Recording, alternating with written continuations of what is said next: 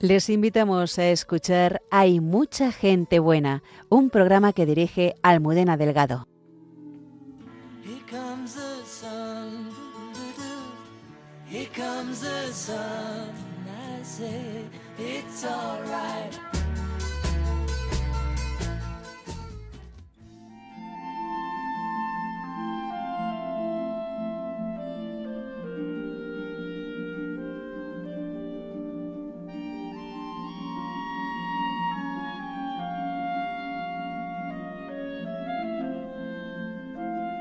Un encuentro providencial cambió la vida de una multitud de niños que viven su hospitalización en soledad.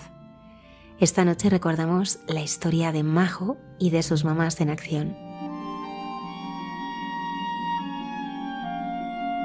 El padre Miguel Márquez desde Roma nos desvela los guiños que Dios nos hace en nuestro día a día.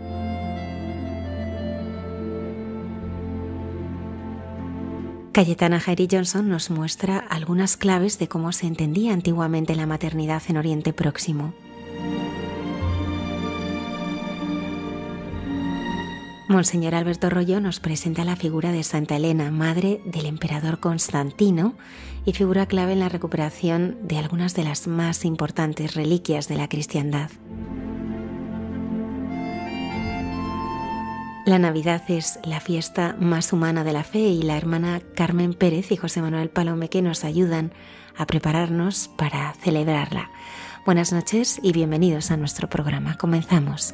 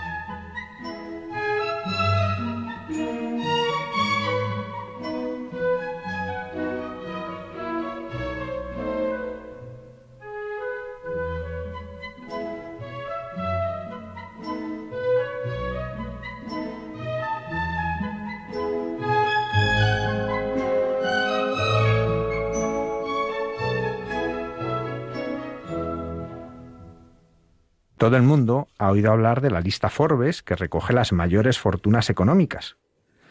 Al principio de este año lanzaron otra lista que recogía las otras 100 mayores fortunas de España, que en vez de recoger los nombres de las personas que más capital económico acumulan, recoge los nombres de personas que se dan y están marcando la diferencia, cambiando la vida de muchas personas. Una de ellas es Majo Jimeno, que tiene un sueño: que no haya ni un solo niño solo. Y para ello fundó hace ya 8 años Mamás en Acción. Además es madre de 2 niños, de Adela y de Borja. Buenas noches, Majo.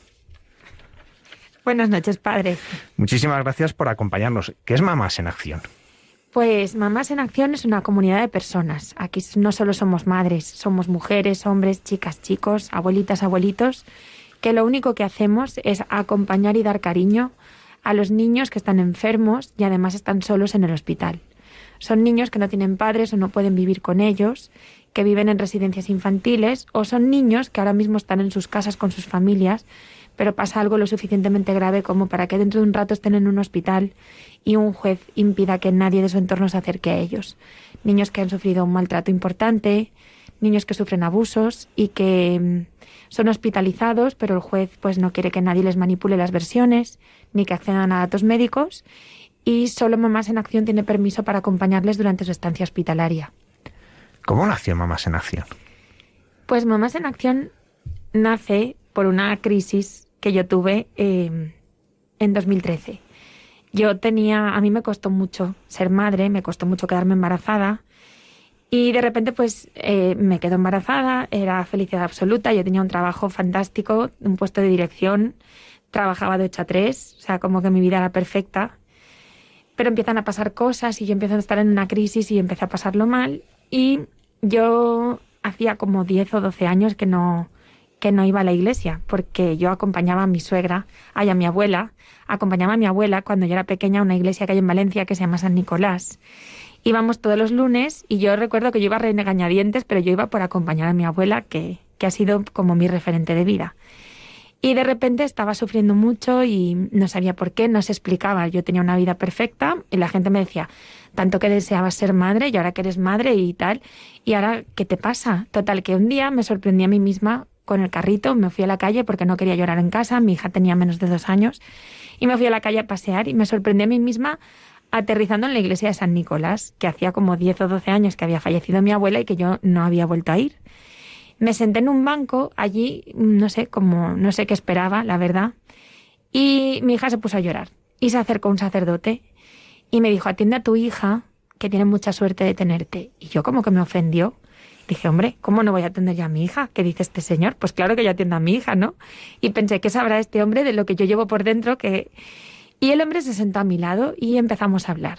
Y de repente, como conclusión de esa conversación, que de verdad ya no recuerdo, porque no tenía ni idea de cuán importante iba a ser esa conversación en mi vida, la conclusión fue, mira, Majo, si quieres de verdad tomar conciencia de la afortunada que eres, échame una mano, porque yo estoy intentando acompañar a niños en el hospital que no tienen padres, situaciones durísimas, y verás cómo a través de darte a los demás, a través de poder servir, ¿no?, a los niños que no tienen a nadie, verás que el Señor te regala esa felicidad, esa alegría que tú no tienes.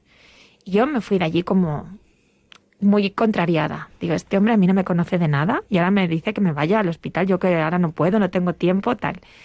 La cuestión es que algo dentro de mí me removió y realmente acudí al hospital. Y efectivamente había un niño que estaba solo y yo me ofrecí como voluntaria. Y dije, oiga, este niño está solo. Y me dijeron, sí. Digo, ¿por qué? Dice, porque no tiene padres. Digo, hombre, pero oiga, además casualmente tenía la edad de mi hija, no tenía ni 2 años. Digo, pero oiga, este niño no puede estar solo. Sí, la administración considera que está en un entorno protegido y no hay problema. Dije, bueno, pues mire, yo me puedo quedar un rato, puedo venir esta noche. Y me dijeron, hombre, pues nos vendría fenomenal. La verdad es que nos hace mucha falta. Digo, pues nada, dígame usted. Dice, pero ¿usted a qué colectivo pertenece? Digo, yo a ninguno.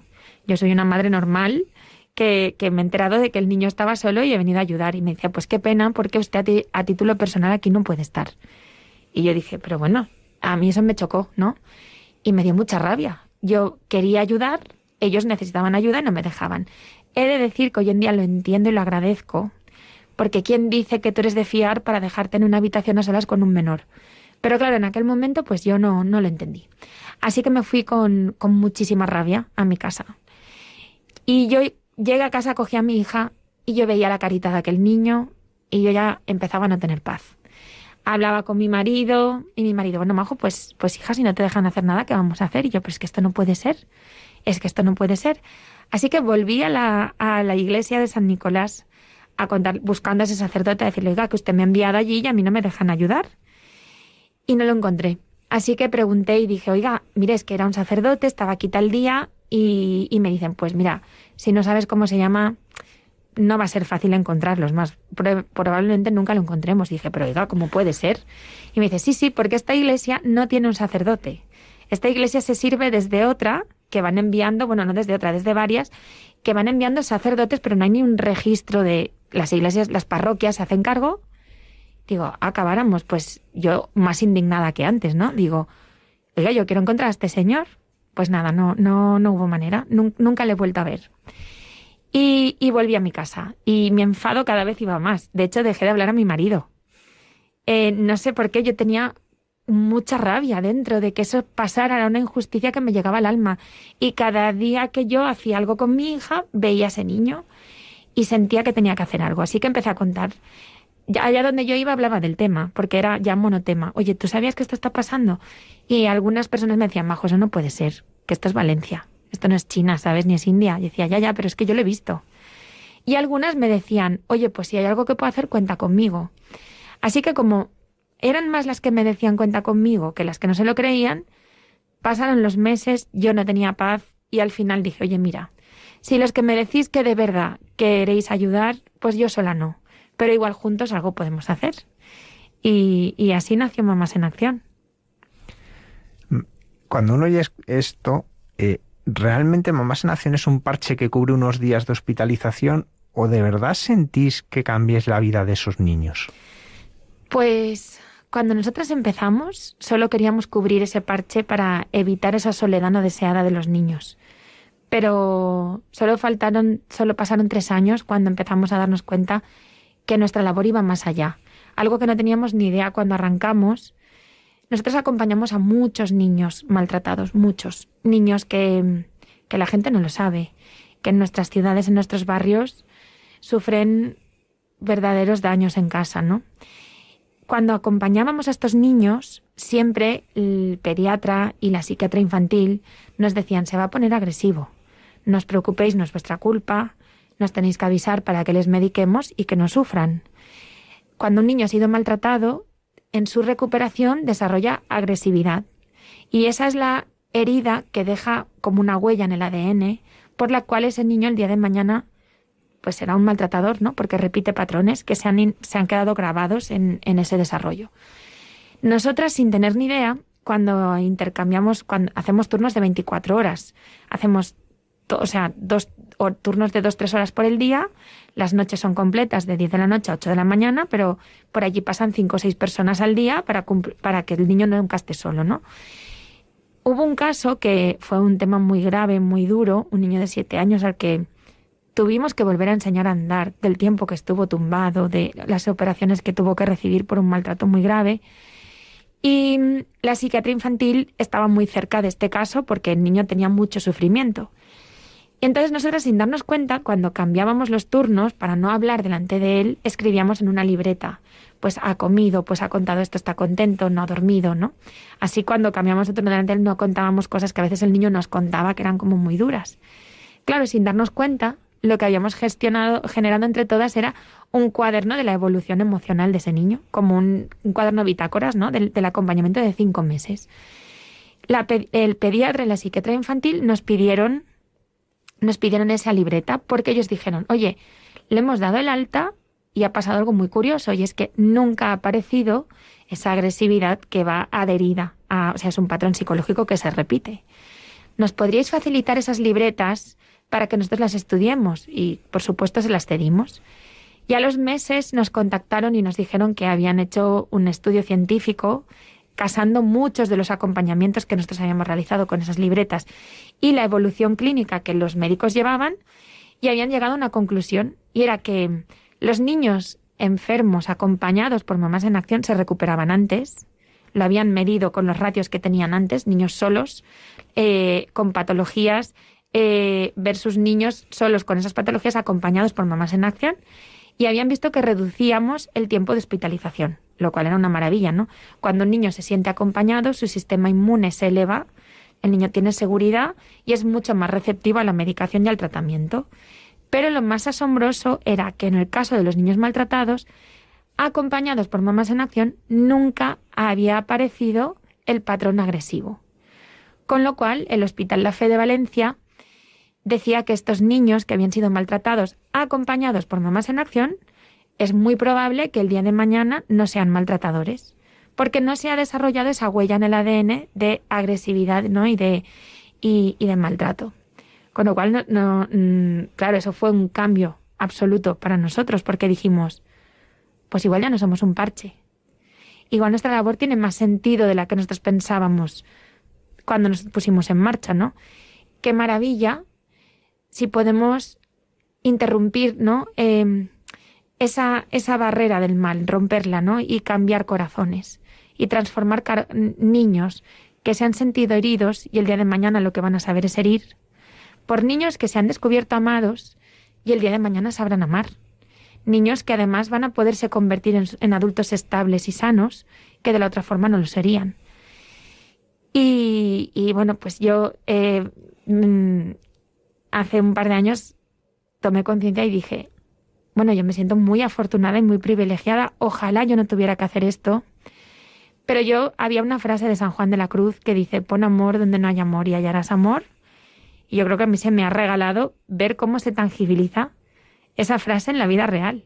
Cómo yo acompaño a un niño herido que muchas veces en las historias clínicas pone rechaza el contacto físico y se nos pide que no le toquemos porque el niño ha sido tocado de una forma en la que ahora no confía en ningún adulto, pero que solo a través de darles cariño y amor gratuito, ¿no? Eso que nadie te puede pagar por dar, eso que nadie puede comprar, esos corazones se transforman y ese niño luego quiere dormir conmigo en el sofá y luego cambiamos el turno y se coge del cuello de una voluntaria y se quiere ir con ella a casa y dices, y este es el que rechazaba el contacto físico, ¿no?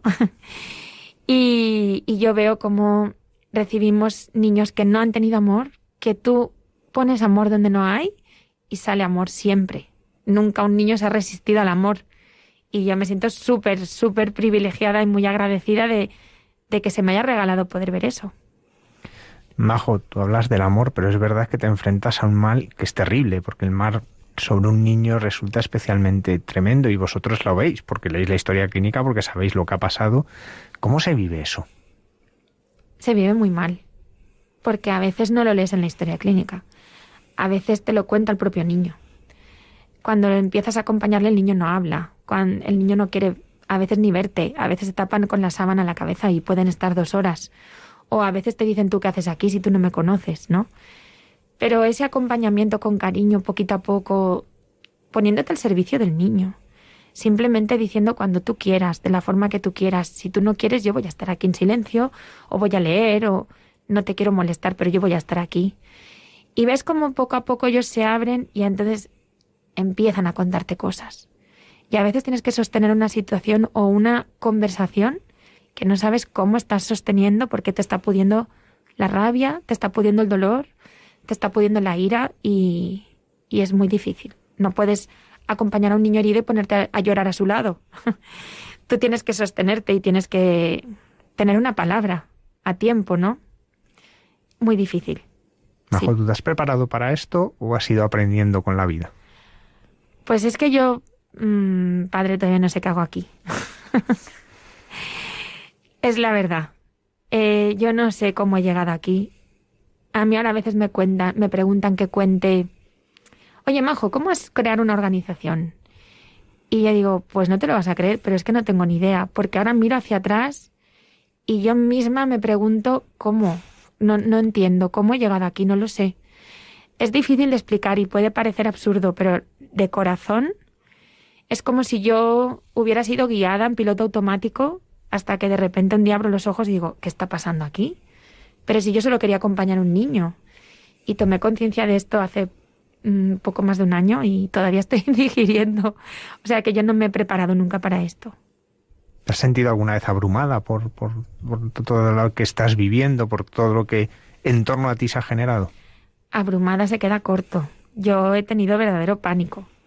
Cuando yo tomo conciencia de que Mamás en Acción ya no es un grupo de amigas acompañando a un niño en el hospital, sino que pues que estamos en los hospitales más importantes de España, que el Niño Jesús te llama, que el Gregorio Marañón cuenta contigo, que el 12 de octubre te dice tengo otro niño más, que en paralelo tenemos 5 y en 3 ciudades diferentes, que dejamos a adultos a solas en una habitación con un menor, con perdón, yo me cago de susto. Y digo, ¿cómo? ¿En qué momento hemos venido aquí? No, yo no me he dado cuenta, se me ha ido absolutamente de las manos. Y tengo miedo, claro que sí. Sí. ¿Cuántos voluntarios tenéis ahora mismo? Estamos cerca de las 3.000 personas porque nosotros necesitamos a muchos voluntarios. Cuando tú cubres turnos de 24 horas, para que una semana de acompañamiento haya siempre alguien allí, tú necesitas cientos de voluntarios. Porque si no la gente se lo puede tomar como si fuera una obligación y se cansan y sufren más de lo que deberían y al final lo dejan. Y también pasé por un proceso en el que lo pasé muy mal porque yo dije, yo estoy poniendo a personas a sufrir. ¿Quién soy yo para poner...? Porque tú sales a veces de un entorno de hospital y sales muy mal. Y necesitas llorar mucho. Y yo solo rezo para que estas personas lleguen a su casa sanas. Y estén sanas para su familia. Y de hecho les decimos, mira, nosotros tenemos como rituales de gestión emocional en los que decimos, si tú no puedes llegar a tu casa sano para tu familia, no debes volver. Y está fenomenal y está bien. Y no pasa nada. Te acompañamos a que te quedes en casa, pero si tú no puedes hacerlo, no debes volver aquí, porque no tiene sentido que por estar haciendo un servicio llegues a tu casa descompuesta para tus hijos y que te cueste recuperarte una semana. No puede ser. ¿Quién puede ser mamá en acción? ¿Solo la que es madre? No. Mamá en acción puede ser cualquier persona que sea capaz de dar cariño desinteresadamente en un hospital. Puede ser una chica, un chico, una mamá, un papá, un hombre, una mujer, una abuelita, un abuelito. Si eres capaz de dar cariño, eres bienvenido a Mamás en Acción. ¿Y hacéis algún tipo de preparación, algún curso de formación con ellos? Sí, pero es lo mismo. Nosotros a las personas no podemos enseñarlas a querer ni a dar cariño. Eso cada uno lo hace como le sale, como le inspira. Lo que sí que les formamos es a cómo poder gestionarte emocionalmente para que tú puedas hacer esto y vivir tu vida, para que puedas crear el mejor impacto en los niños, para que no sufras más de lo que deberías sufrir, para que sepas entregarlo, ¿no? Y sobre todo compartimos aprendizajes. O sea, yo no te voy a decir cómo hacerlo, pero sí te voy a decir que no tienes que hacer nunca, ¿no? Porque también tenemos aprendizajes que debemos compartir para que no vuelvan a pasar. Majo, me imagino que hay una cosa que es especialmente difícil con niños que uno ha cuidado muchas horas, porque además algunos se prolongarán mucho en el tiempo, me imagino, que son, nos decías antes, pues a veces hasta 5 meses. Pues se crea un vínculo profundo y luego a ese niño no lo vuelves a ver, seguramente. ¿Cómo se vive eso? ¿Cómo lo vives tú cuando te ha pasado?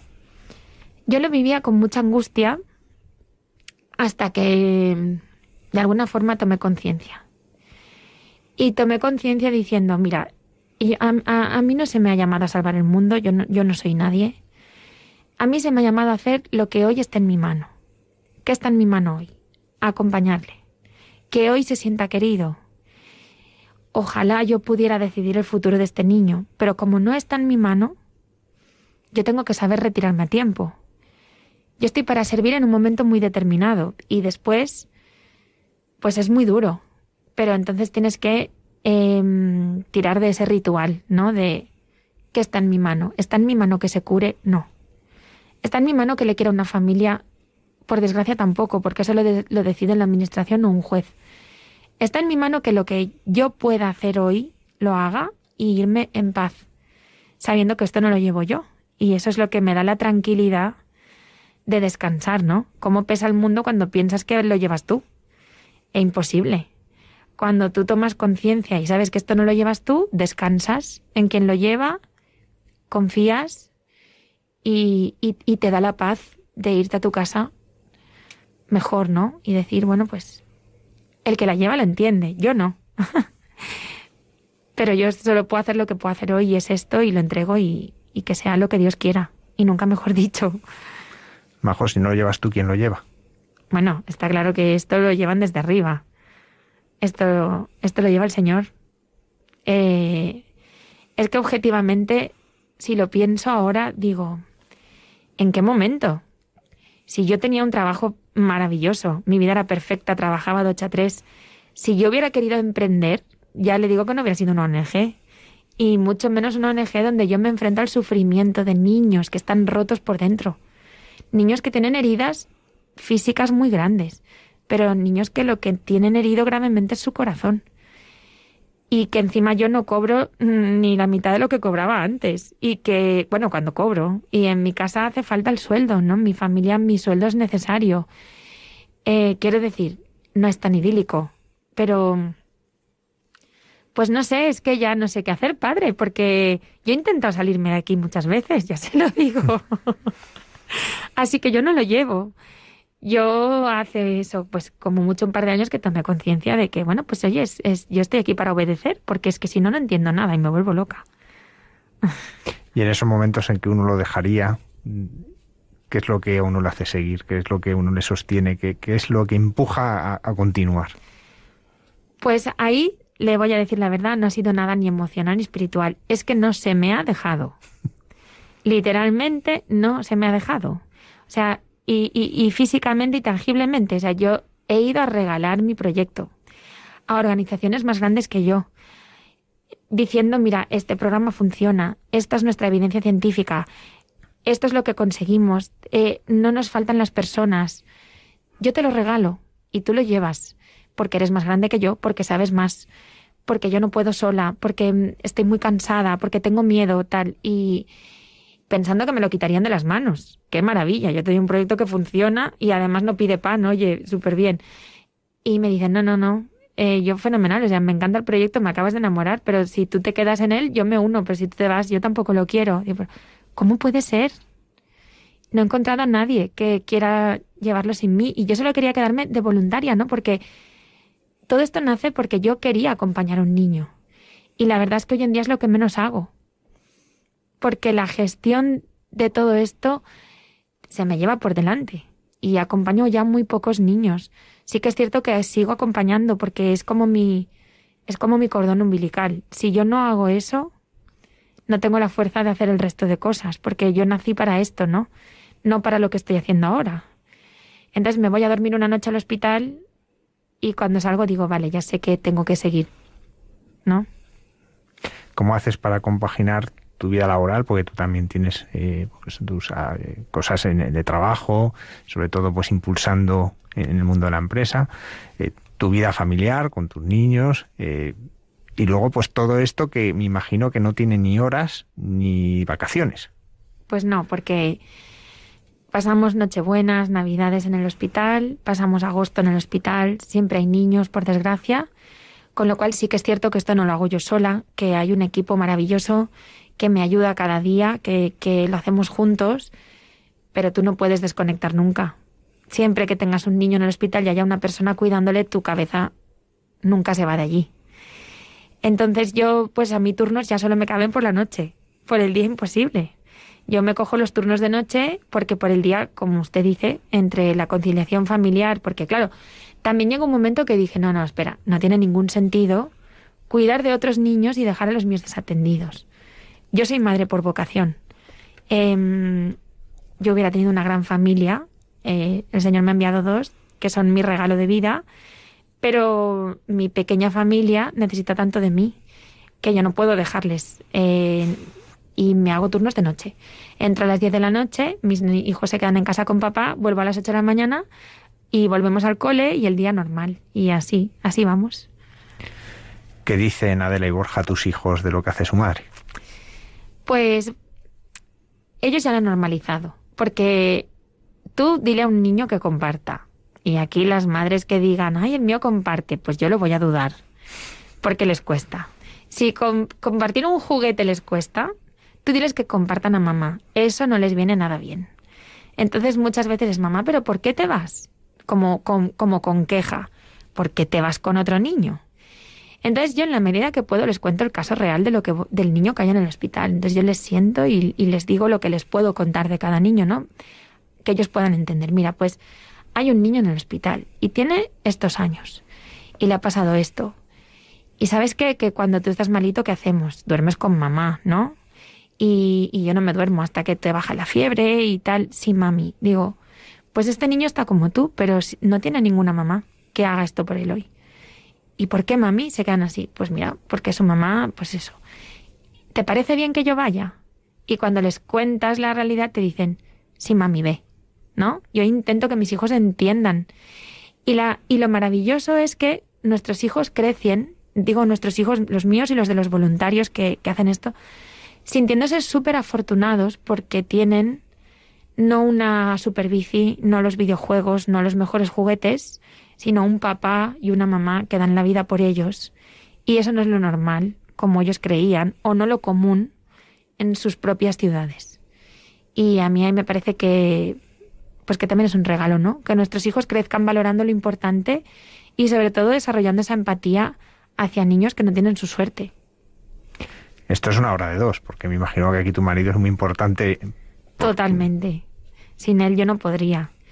¿Quién se quedaría con los niños para que yo duerman en el hospital, no? Y también cuando yo he querido tirar la toalla muchas veces y cuando las cosas no salen... hace un mes no teníamos los 3.000 euros para pagar los impuestos. Y yo últimamente me había hecho muy quejica. Yo enseguida quería abandonar. No puede ser. Yo voy a buscar trabajo. Le decía a mi marido, no, pero no te preocupes. Este mes yo no voy a cobrar, pero no te preocupes. El mes que viene seguro, porque lo voy a conseguir. Y yo voy ahí con miedo, ¿no? Y sé que necesitamos mi sueldo. Y entonces viene mi marido y me dice, ¿pero cómo me vas a dejar? Digo, ¿cómo que no? Pues de lo que hay salimos, pero si somos afortunados, si no nos va a faltar de nada. Venga, y me da así como bofetones de realidad. Va, tira, calla y sigue, que eres una quejica. Y yo me quedo así. Y ahí doy gracias de que esté él, porque si no está él para recentrarme, yo, tiro la toalla 1000 veces. 1000 veces, sí. ¿Cómo es tu relación con un Dios providente? Porque ahí estarás viendo la mano de la providencia muchas veces. Pues yo me enfadé con Dios y le he juzgado muchas veces. Y luego me he sentido que no me he sentido ni digna yo de ir a misa ni comulgar por lo mal que me había portado con él. Entonces, pues me intenté reconciliar con él y le dije, vamos a ser amigos, porque es que como no me haga amiga tuya, yo no sé qué hago aquí. Y cuando me encontré con Dios, porque yo me encontré con él, tuve un encuentro con él y sentí como que él me cogía y me sacaba de donde estaba y me decía, no, es que tú eres muy cabezona, majo, es que tú vas para allá, pero tú tienes que ir hacia allí. Y yo lo entendí, pues mi vida cambió. Y yo ahora digo que él es mi patrocinador, porque esto lo lleva él y esto sale cuando él quiere.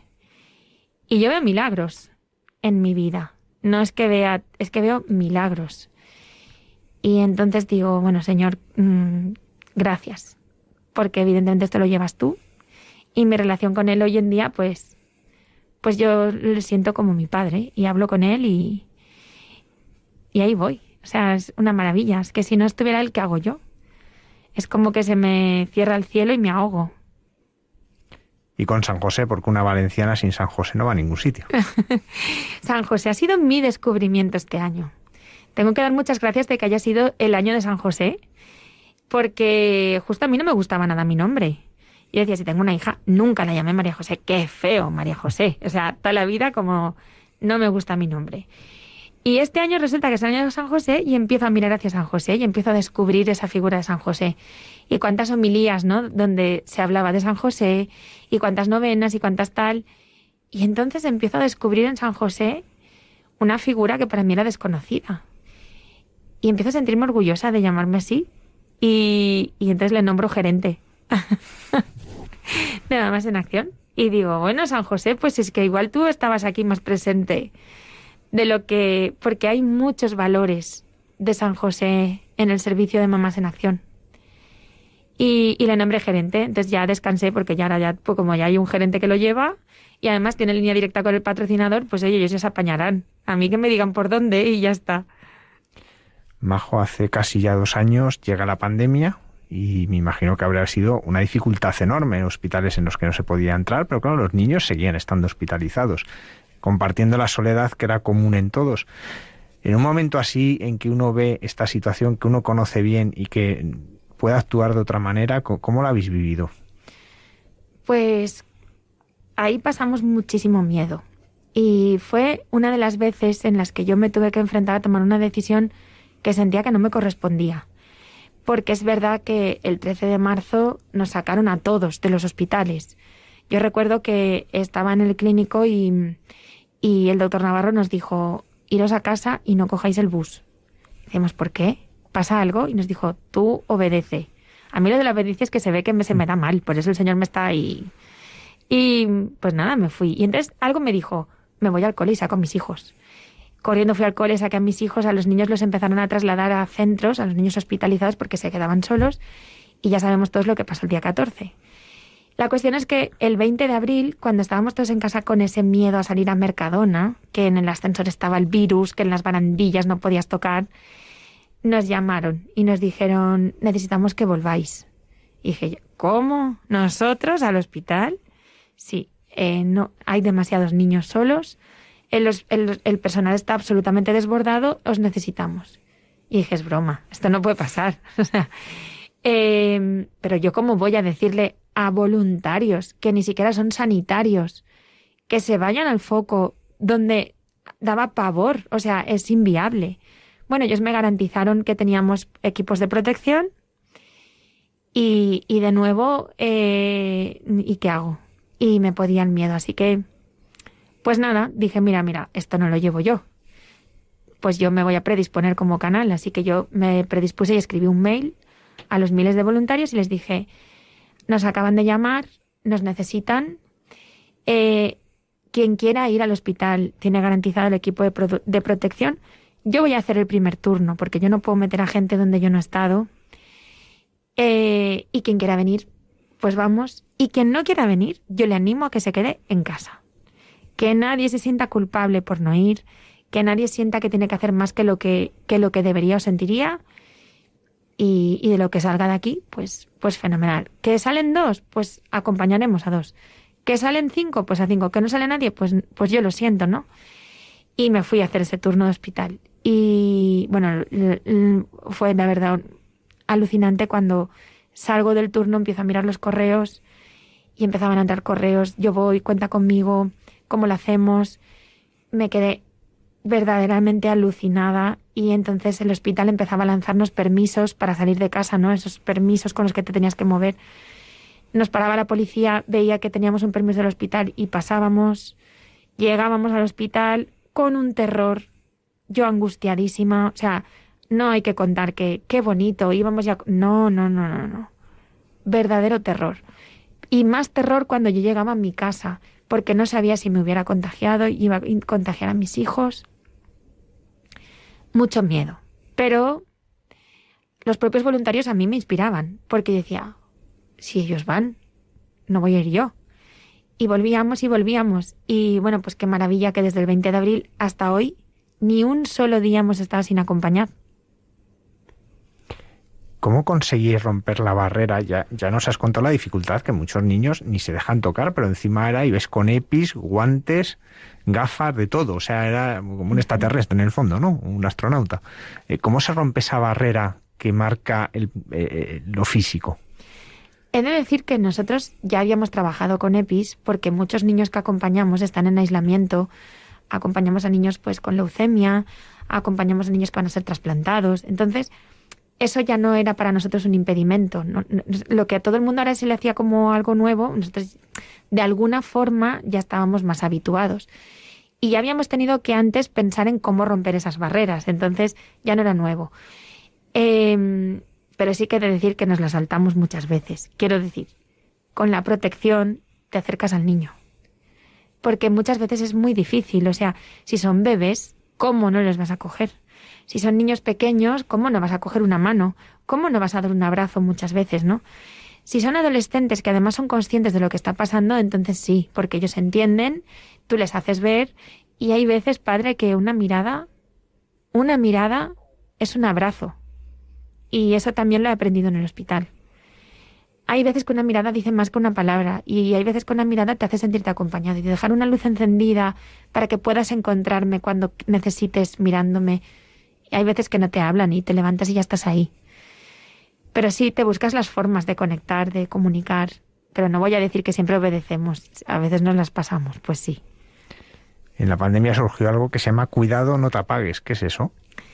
Pues Cuidado, no te apagues es un cuento que en la pandemia había muchas horas por las tardes. Después de jugar al parchís y antes de ver la misa, había mucho rato muerto. Y a veces mis hijos me preguntaban cosas que yo misma no sabía responder, ¿no? Entonces proponíamos juegos y un día propusimos escribir un cuento con historias del verano. Bueno, venga, vamos a recordar cosas del verano. Yo lo que intentaba era llevar a mis hijos a momentos felices y hablar de cosas bonitas, porque si no el monotema en casa del virus, las enfermedades, los niños, pues al final los niños iban a dormir y yo me sentía pesado el corazón porque ese día los niños no habían tenido como una alegría, ¿no? Y lo que empezó contando historias del verano, no sé cómo, acabó derivando en que mis hijos empezaban a contar situaciones en cómo volver al centro, cómo tener alegría. Y entonces mi hijo, que en la pandemia se construyó un sagrario y lo puso en su habitación, me empezó a decir, mami, es que, ¿sabes qué pasa? Que eso que estás diciendo no viene de Dios. Y yo dije, ¿cómo? Sí, porque te está dando miedo. Si te da miedo, mami, no viene de Dios. Y yo decía, esto no es verdad, o sea, tienes 6 años, ¿cómo? Cuéntame más, Borgi, le llamamos Borgi, y empezamos a escribir esas reflexiones. Y entonces llegamos a la conclusión de que en la vida hay 2 fuentes, ¿no? Como 2 servidores desde los que te conectas al wifi. Un wifi que tiene una señal potente y te hace estar conectado y te hace que puedas acceder a todo, y un wifi que no va bien y que si te quedas mucho rato conectado ahí, te empiezas a apagar, porque esa fuente no es buena. Y era una forma de decir a los niños, cuidado, no te apagues, o sea, no te conectes a ese wifi que no es bueno. Siempre la señal otra es más potente, ¿no? Y era una forma de hablar con los niños. Y entonces empezamos a decir en casa, te estás apagando. Y era como un aviso entre nosotros y volvíamos a conectar rápido, ¿no? Y fue muy bonito. La cuestión es que nunca se me ocurrió que eso pudiera ser un cuento. Porque realmente el cuento creo que vio la luz en diciembre del año pasado. Ya llevaba 1 año y medio escrito en casa. No sé por qué, un día hablando con mis hijos, ¿os acordáis cuando escribimos el cuento en la pandemia? Y me dijo mi hija, mami, sí. Digo, nos faltó un título, ¿eh? Y dijo mi hija rápido, mami, ¿cómo con título si lo tenemos? Digo, no me digas. Dice, claro, cuidado, no te apagues. Y dije, es verdad. Había pasado 1 año y medio y mi hija tenía el título en la mente. Y dije, bueno, pues esto hay que hacer algo. Y algo que pasó muy, muy curioso es que dije, bueno, pues lo vamos a publicar. Publicar es, un ilustrador de mi parroquia nos regaló las ilustraciones y yo lo único que hice fue en una web online registrar el ISBN. Y sabéis que eso tú lo pones y tarda unos días, que yo no sabía ni cuánto tardaban, y hasta que un día me llega un mail del ISBN diciendo, oye, tu cuento ya está publicado, hoy es público y tal, y lo puedes ver en no sé cuántos. Y digo, voy a ver qué día es hoy, por casualidad, porque eso sabéis que no se puede controlar. Tú no puedes decirle al ISBN que esté tal día. Pues bueno, el cuento tiene un mensaje que tiene mucho que ver, ¿no? El de San Juan de la Cruz. De hecho, acaba con esa frase. Pon amor donde no hay amor y hallarás amor. Y el día que recibo el mail miro y era el día de San Juan de la Cruz. Habrá días en el año. Me quedé muy alucinada y dije, bueno, pues entonces hoy hay que publicar esto en nuestras redes.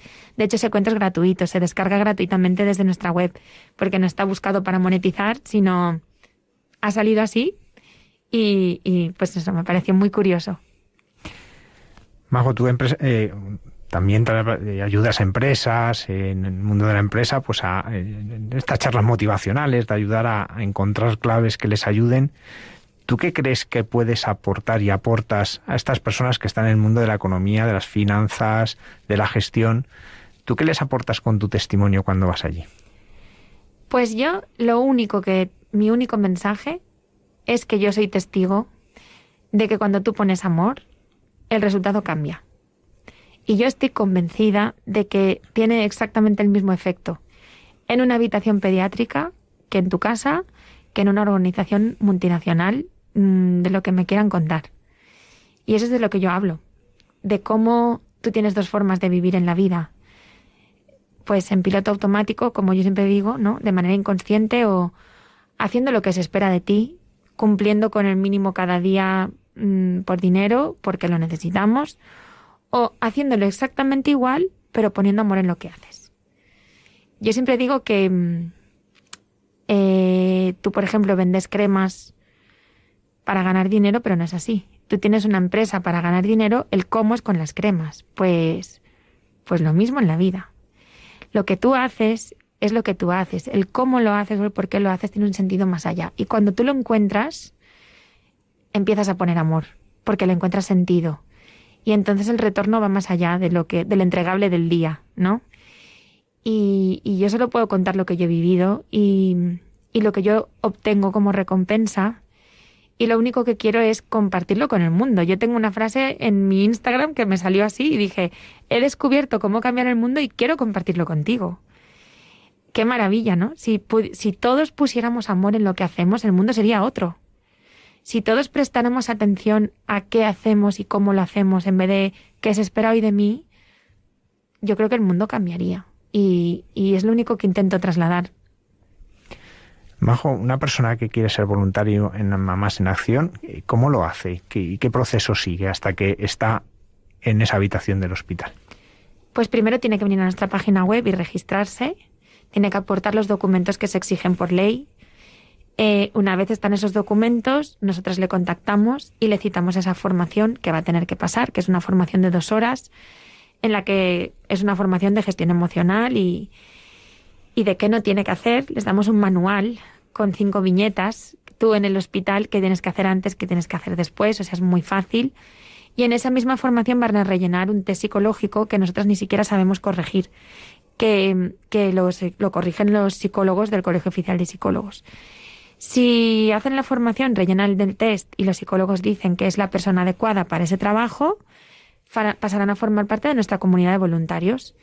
Y entonces, cuando haya un niño solo, o sea, un niño enfermo, recibirán una alerta. Un niño enfermo tiene estos años, tiene esta patología, está en tal hospital. Si esa persona ve que ese patrón de niño le hace sentir seguro, hay veces que acompañamos a niños de 28 semanas, grandes prematuros, gente que le da miedo, hace mucho que no ha tenido contacto con un bebé, no sé si sabe recogerlo, o por la patología, pues hay gente que no puede con los niños con cáncer. Si tú ves que eres capaz de llevar esa situación, pues ofreces tu disponibilidad. Es la gente quien nos dice, cuenta conmigo el miércoles a dormir, el domingo a comer, el martes por la mañana porque no trabajo. Y con la disponibilidad de todas esas personas generamos un calendario de 24 horas y empezamos a acompañar. Que ves que esta semana no puedes, que el niño no te da miedo, pues no contestas y no lo acompañas y no pasa nada. El único pago como voluntario que un voluntario tiene que hacer para permanecer en Mamás en Acción es hacer 2 acompañamientos al año. Majo, hemos preguntado por San José, pero ahora te quiero preguntar por la Virgen. ¿Cómo es tu relación con Nuestra Señora? Pues la estoy trabajando mucho, porque no es como me gustaría, pero es que creo que le tengo tanto respeto que no me atrevo muchas veces. Y le rezo. Lo que pasa es que rezo el rosario como repitiendo.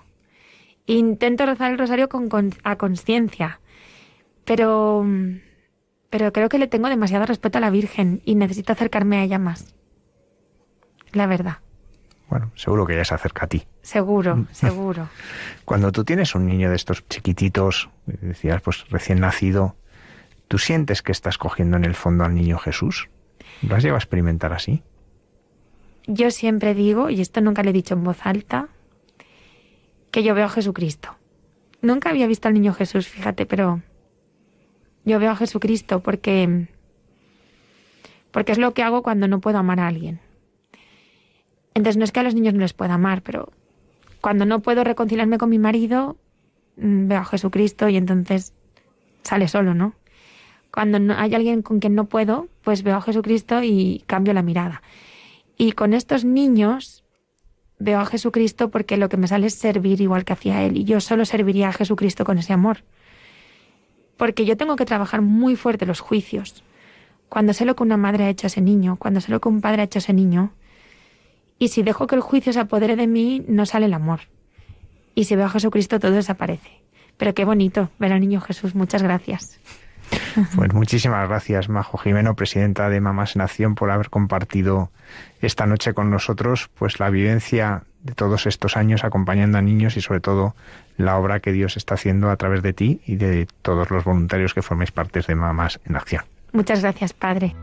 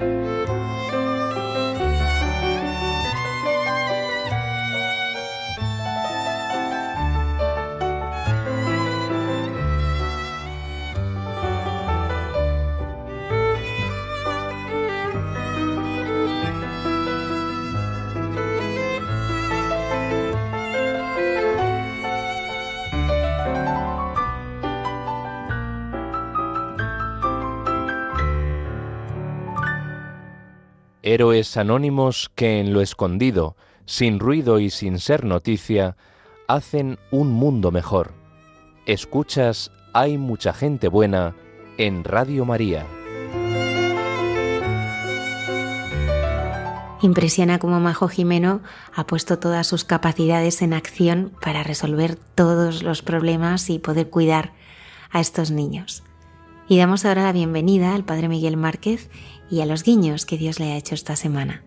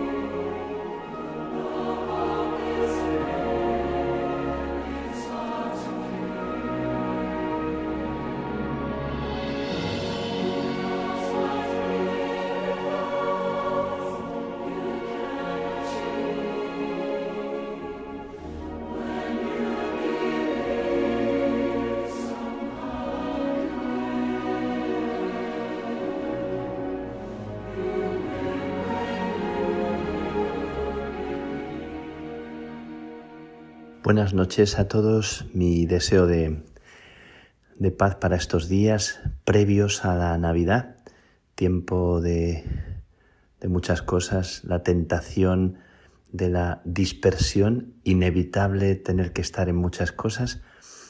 ¿Cómo estar en muchas cosas con el corazón en una cosa, en un objetivo? Esto que de Juan de la Cruz, de San Juan de la Cruz, nos llega como el secreto de su propia vida, la unión que buscaba en todo, y a pesar de estar tan llevado y traído por tantas cuestiones, él siempre persiguió, luchó, peleó por estar en una cosa, por tener la atención amorosa, la atención, la vigilancia serena, una vigilancia sin angustia, sin ansiedad, una vigilancia que acoge en el presente cada paso, cada momento. Esta invitación, mientras se acerca la Navidad y hay tantas luces intermitentes, tantas imágenes, tantos reclamos de tanto tipo, ¿dónde estás? ¿Dónde te encuentras? ¿Dónde reposa tu corazón, tu vida? ¿Dónde encuentras el lugar seguro para vivir cada cosa, sea positiva o parezca negativa, o cada situación que te produce y te provoca miedo? ¿Dónde descansas? ¿Dónde están tus pies asentados, los pies del corazón?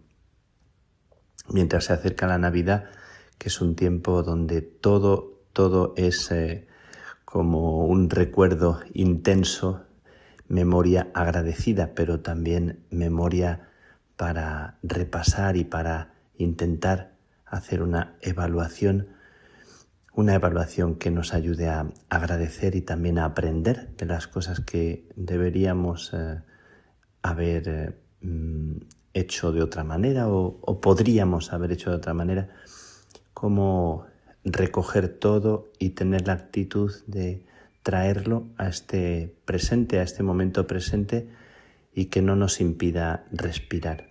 Pues le ponemos delante del Señor este momento y esta necesidad que tenemos de expresar delante de de los demás, de Dios, de nosotros mismos, la necesidad que tenemos de centrar la vida y de que la dispersión como una amenaza no nos impida acoger con simplicidad este momento. Quiero contaros que durante este tiempo el impacto y la presencia de Juan de la Cruz en esta mitad del mes de diciembre, con el inicio de los centenarios, el tercer centenario de su canonización y el primer centenario de su doctorado, nos traen la sabiduría, la fuerza de este hombre, pequeño de estatura, decía Santa Teresa, pero tan grande por dentro que cumplió en sus 49 años de vida una carrera, no es muy adecuada la palabra porque aunque él tenía prisa, pero no compitió con nadie, pero fue realmente una vida en la que él tuvo prisa por encontrar el secreto, la perla, el centro.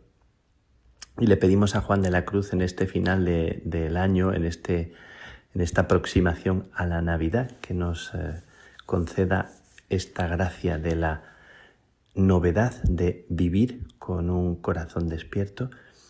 Y acogiendo esta invitación, estando por España, pues me he acercado al lugar de mis orígenes. Dice también San Juan de la Cruz que hay que acercarse a los lugares donde Dios te hizo alguna gracia especial, donde Dios te regaló un comienzo, donde Dios te despertó a algo que después ha sido decisivo para toda tu vida.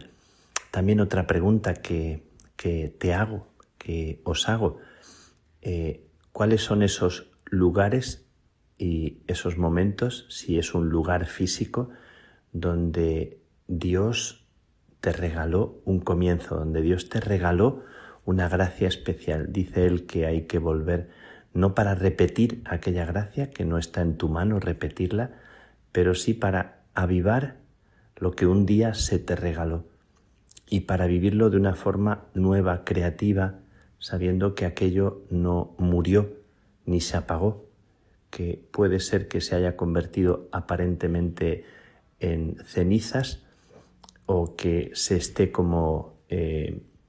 esté perdiendo como su fuerza, pero hay que hacer como hacía la abuela María en el pueblito de mi tierra, en las casas del Castañar, que con el brasero de picón, cuando ya no calentaba tanto, se removía la ceniza y, bueno, con la badila podíamos imaginar que la abuela era como un hada con la varita mágica, si le echamos imaginación, porque la abuela vestía de negro y estaba siempre allí en la cocina y removía la ceniza y se volvía a avivar el fuego, como son los braseros, eran los braseros de picón. Necesitamos hacer esto, necesitamos remover la ceniza y avivar esa experiencia de origen, ese regalo, esto se refiere a todo, a la llamada, a la vocación que hemos recibido, al amor primero, también al amor humano, donde se originó nuestra alegría en el encuentro con alguien, donde se generó lo que ha sido después un matrimonio, pero también donde se generó una vocación, donde se generó el inicio de una historia de amistad, de una historia de amor. Bueno, he vuelto al lugar de mis orígenes, que se llama Las Batuecas, un lugar que mucha gente conoce en España, que es como un paraíso no perdido porque está muy encontrado, y he vuelto simplemente una tarde en este otoño lluvioso, era de noche cuando llegué, no se veía apenas nada, y salí muy tempranito en la mañana después, apenas unas horas de emoción, de sobrecogimiento, en aquel lugar que cuando yo tenía 15 años visité por primera vez, aquellos monjes, frailes, ancianos que vivían allí y que acogían con tanta simplicidad. El padre Matías, el padre Valentín, el padre Efrén, el padre Bernardo, el padre Javier, el padre Tarsicio, eran padres, son como míticos cuando pronuncio su nombre, que están allí enterrados. He ido a visitar el lugar y me ha atrapado la emoción del regalo de los orígenes, del regalo de una gracia que yo recibí, que yo anhelaba, pero que no fabriqué. Y ir a aquel lugar, rezar allí en el silencio, es un silencio muy, muy especial, trae al corazón como una brisa de paz, la brisa de que las verdades más profundas de la vida no desaparecen, son como un regalo permanente. Por eso dice Juan de la Cruz: cuán manso y amoroso recuerdas en mi seno, donde secretamente solo moras, y en tu aspirar sabroso de bien y gloria llena, cuán delicadamente me enamoras. Pero el verbo recuerdas en mi seno significa que actualizas, que avivas, que vuelves otra vez a recordarme tu amor primero. Así que volver a esos lugares es como recordar, pero no recordar simplemente como una memoria del pasado, sino como algo que está vivo, que sigue latiendo, que sigue siendo tan vivo. Cuando hablamos de los santos, no recordamos solamente personajes que vivieron en el pasado, sino que recordamos que lo que ellos vivieron está vivo ahora, sigue vivo. Estar en aquel lugar, con aquel paisaje, con aquellos ríos, con este otoño que es como una estampa fascinante, el otoño con sus matices, con sus colores, realmente por dentro te llena de esa belleza que hay externamente. Encontrarme con los hermanos, con esa acogida tan bonita, es una caricia para el alma. Y cómo nos hace falta sentirnos mirados, acogidos, recibidos con cariño por cualquiera. Y cómo esto es Navidad, el acoger a las personas, el prestar atención. Os invito, también no es una pregunta, es una invitación. He hecho 2 preguntas anteriormente y esto es una invitación a prestar atención, a estar atentos a la vida de los demás, a acoger, intentando parar la dispersión interior, y cuando estés delante de cualquier persona, escúchalo, préstale atención, míralo, respira despacio y tómate tiempo, aunque sea un tiempo corto, pero que ese tiempo sea de calidad.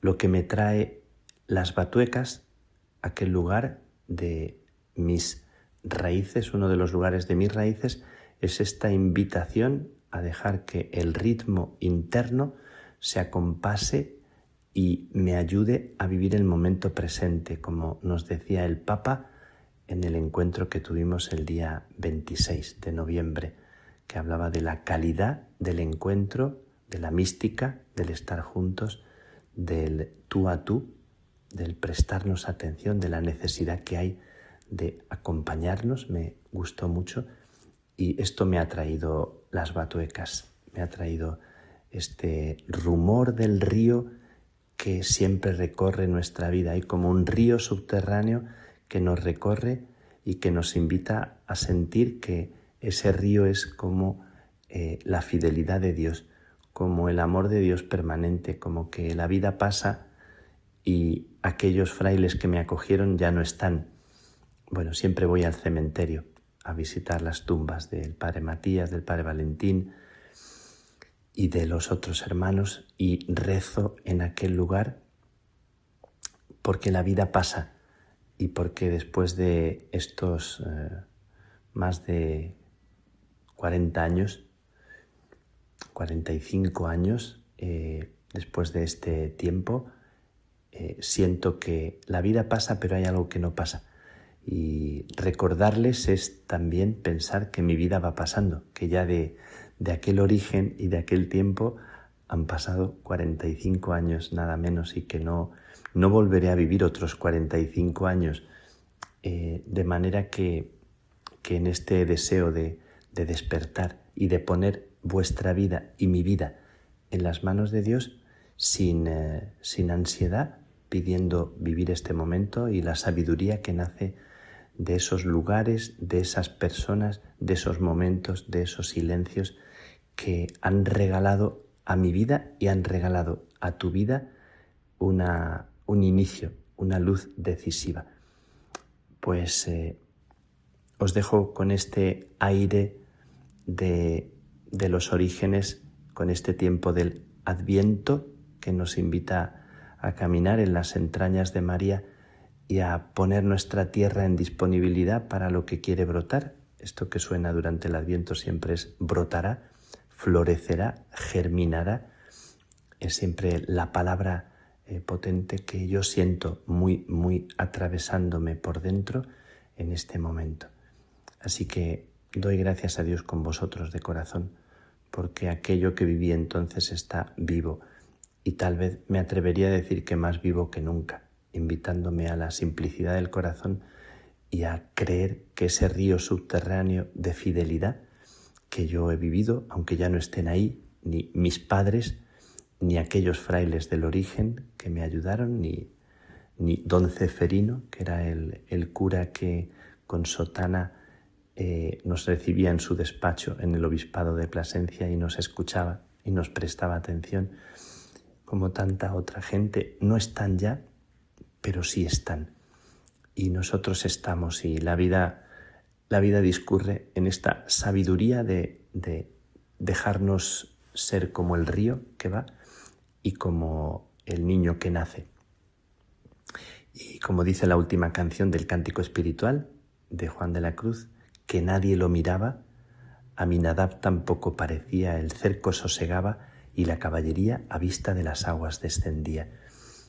Que no vivía de la mirada de los demás y que, como un caballo que va caminando en libertad junto a un río que va discurriendo por la vida, con esa libertad dejamos que la vida nos recorra, viviéndola intensamente y dejándonos bendecir.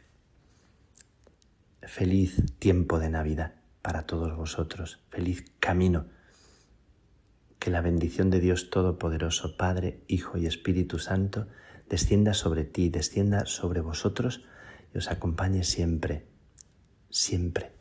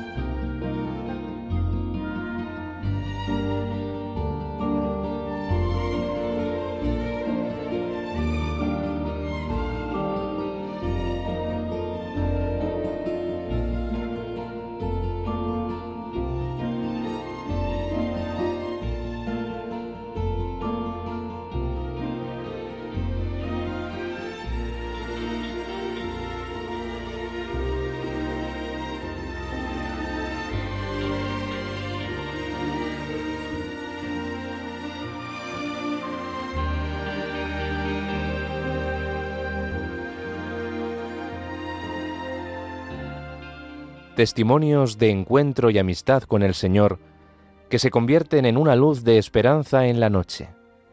Estás escuchando en Radio María, Hay mucha gente buena. Monseñor Alberto Rollo nos presenta la figura de Santa Elena, madre del emperador Constantino y figura clave en la recuperación de algunas de las más importantes reliquias, en Santos de Andar por Casa.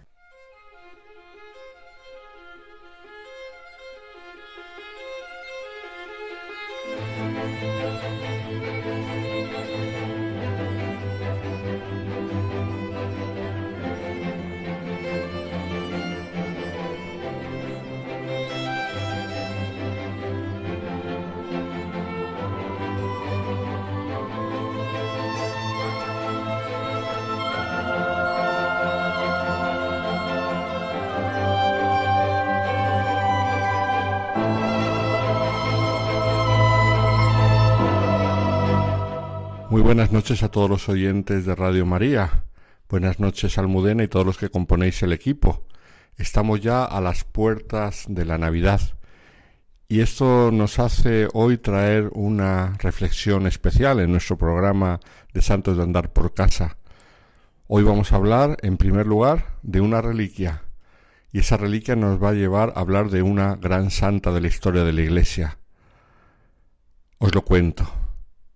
Vámonos con la imaginación a la ciudad de Belén, donde nació el Salvador.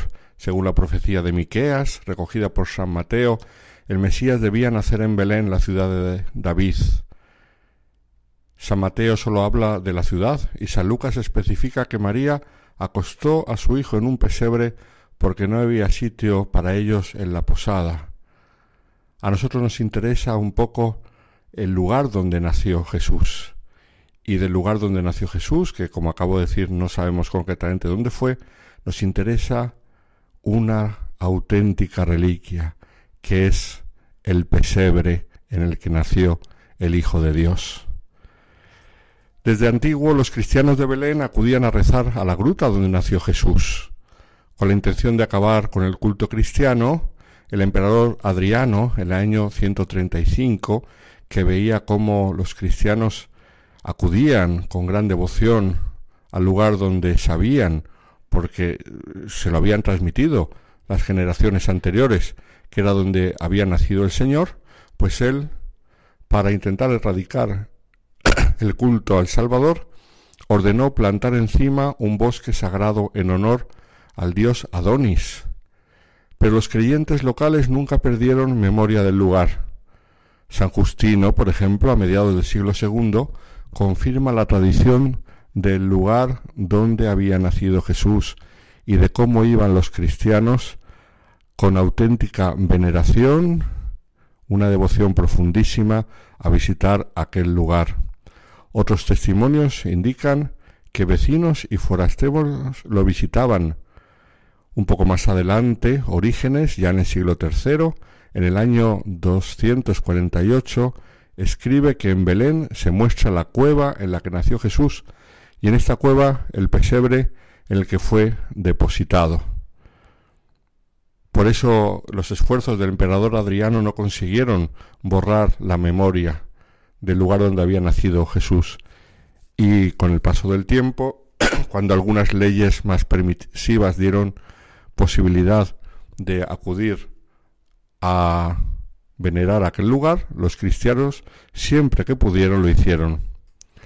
Pero llegamos al momento de la libertad de la Iglesia, en el año 313, y aquí entra en juego la santa de la que queremos hablar hoy. Se trata de Santa Elena, la madre del emperador Constantino. No sabemos mucho sobre sus orígenes. Creemos que nació en lo que sería Bitinia, al noroccidente de Anatolia, esto es, en lo que hoy en día es Turquía. Se cree, así dicen los historiadores, que era de una familia humilde, y lo que sí parece que era, así se la narra de modo eufemístico, que era posadera. Y cuando se dice que era posadera, con esto se quiere decir que parece que ejercía la profesión más antigua de la humanidad, la que se suele llamar así. Esto es que era posadera con algo más. El caso es que, precisamente en este oficio suyo de posadera, se enamoró de ella un general romano, el tetrarca Constancio Cloro, el cual fue ascendiendo en la línea del ejército y una vez que había llegado a la cumbre del ejército, la repudió. Se divorció de ella en el año 292 para casarse con alguien de más rango y abolengo, con la hijastra de Maximiano, Flavia Maximiana Teodora, creyendo que esto le daba una buena posición en sociedad. Y se quedó Elena, ella sola, con su hijo Constantino, pero lo que no podía saber Constancio Cloro es que el hijo que había tenido con Helena llegaría a ser emperador, cosa que él nunca consiguió ser. Nos cuenta la historia cómo Constantino fue subiendo poco a poco en el rango militar, hasta llegar un momento en el cual, a través de una famosa batalla, la batalla del puente Milvio, que todos conocemos en el año 312, y es famosa por la visión que tuvo Constantino encima del puente, en el aire, la señal de la cruz, y sintió una voz dentro que le decía: con este signo vencerás, hoc signo vinces. Y entonces él interpretó que la victoria de aquella batalla había sido gracias a la ayuda de Cristo, aquel que veneraban los cristianos. Sabemos que la consecuencia primera de esta batalla para los cristianos fue la libertad. Al año siguiente, en el edicto de Constantino, se dio la libertad completa a los cristianos: libertad de culto, libertad para poseer bienes, libertad para tener personalidad jurídica. Mientras tanto, Santa Elena había conocido el cristianismo y se lo había inculcado a su hijo. ¿Cómo lo conoció? Parece ser que a través de algunas señoras nobles romanas que eran cristianas y en las cuales ella descubrió un modo de ser diferente. No eran como las demás, no se comportaban como las demás, no trataban a los demás como las otras personas, no tenían los mismos vicios que las demás, y parece ser que esa altura moral de estas amigas suyas le llamó mucho la atención. El caso es que en un momento determinado, cuando su hijo ya era emperador, ella decide convertirse y bautizarse, cosa que su hijo no hizo por miedo, por respetos humanos o por un poco de temor a recaer en el pecado, sabiendo que en aquella época no es como ahora, que uno se confiesa cuando quiere, sino que la confesión era una cosa que se daba una o muy pocas veces en la vida, y entonces confesarse era una cosa muy, muy dura.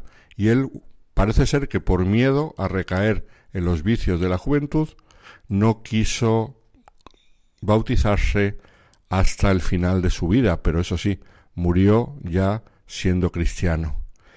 Pues el caso es que Santa Elena, una vez convertida y bautizada, parece ser que le tenía tanta devoción a la persona de Cristo. Ella se daba cuenta, viendo de dónde había surgido, de la vida azarosa que había llevado y a dónde había llegado al final, y la vida que llevaba, se lo agradecía todo a Cristo, y desarrolló una grandísima devoción por la humanidad de Cristo. Y eso la llevó, siendo madre del emperador, a querer conocer los lugares donde nació Jesús, vivió, pasó la pasión, murió y resucitó. Y entonces nos narra Eusebio de Cesarea, contemporáneo de los Hechos, que en el año 326 Santa Elena visitó Tierra Santa buscando reliquias de la pasión. Sabemos, porque esto ya es conocido, que encontró las reliquias de la cruz del Señor.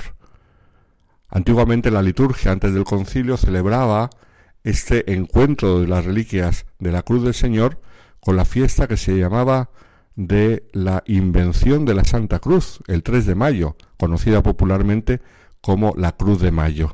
Pero esto, invención, no era que se inventase la cruz, sino que venía del latín y se usaba la expresión en sentido latino de invenire, encontrar. Se celebraba en la Cruz de Mayo, Invención de la Santa Cruz, cuando Santa Elena encontró las reliquias de la cruz.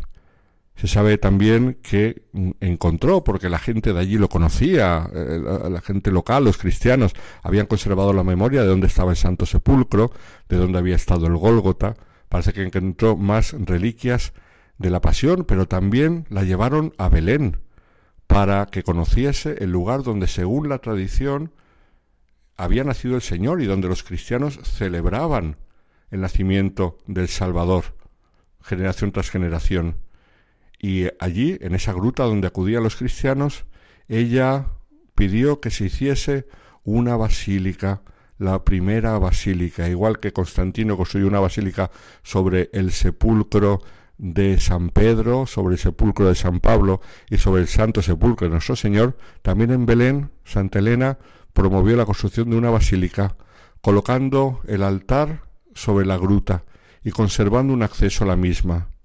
Severamente dañada por los samaritanos el año 529, el emperador Justiniano la sustituyó por otra de mayores dimensiones, que es la que hoy se conserva. Los cruzados la usaron para las ceremonias de coronación de sus reyes y la adornaron con mosaicos y frescos, de los que algunos aún perduran y que ahora han salido a la luz con mayor belleza en la última restauración.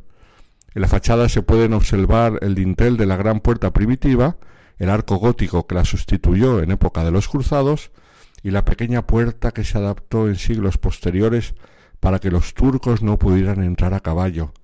Esta puerta se ha convertido en el símbolo de la necesaria humildad para poder penetrar en el misterio de la Encarnación.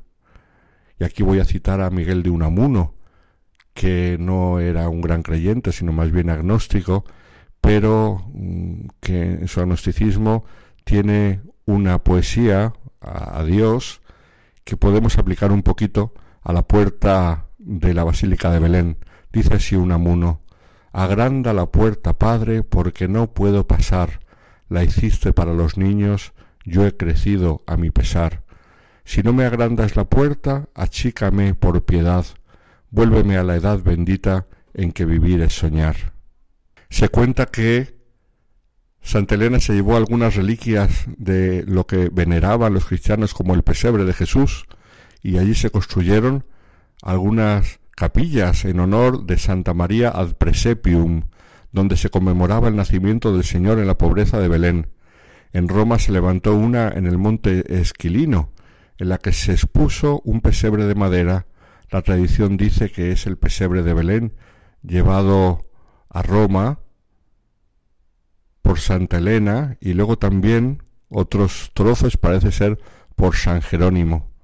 Otros, sin embargo, creen que fue llevado en tiempos posteriores por el Papa Teodoro para librarlo de la profanación de los sarracenos, e incluso algunos creen que fueron por los cruzados, pero una tradición fuerte sin duda pone a Santa Elena venerando la gruta de Belén, mandando construir la Basílica de Belén e incluso trayendo algunas reliquias a Roma. Esta iglesia del Esquilino todos la conocemos hoy en día, porque el Papa Liberio la incorporó dentro de una basílica en honor de Santa María de las Nieves, cuyo milagro hablaremos otro día, pero sabemos que esa basílica de Santa María de las Nieves, después del concilio de Éfeso, que declaró a Santa María Madre de Dios, Sixto III la reedificó llamándola de Santa María la Mayor, que todos conocemos. Allí, debajo del altar mayor, se conserva en la cripta las reliquias del pesebre. Como anécdota, decir que esas reliquias del pesebre están puestas en algo que imita precisamente la gruta de Belén. Delante pusieron una imagen de Pío IX rezando piadosamente con una cara sonriente al contemplar aquellas reliquias. Y no olvidemos que en aquel altar de las reliquias del pesebre celebró su primera misa un compatriota nuestro, San Ignacio de Loyola.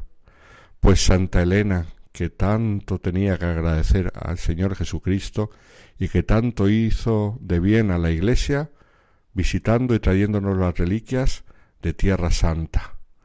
Ojalá que toda esta reflexión nos ayude a nosotros a acercarnos un poquito más, con mayor devoción, a la realidad histórica y espiritual del nacimiento del Hijo de Dios en nuestra carne.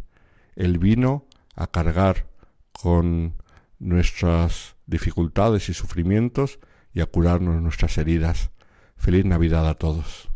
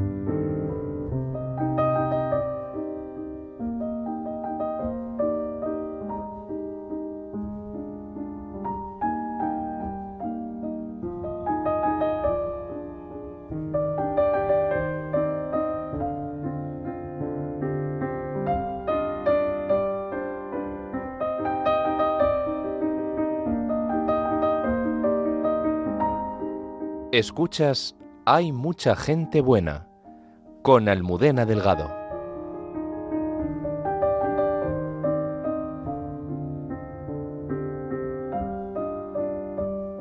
Cayetana Jairi Johnson nos muestra algunas claves de cómo se entendía antiguamente la maternidad en Oriente Próximo, en Jesús, en su tierra.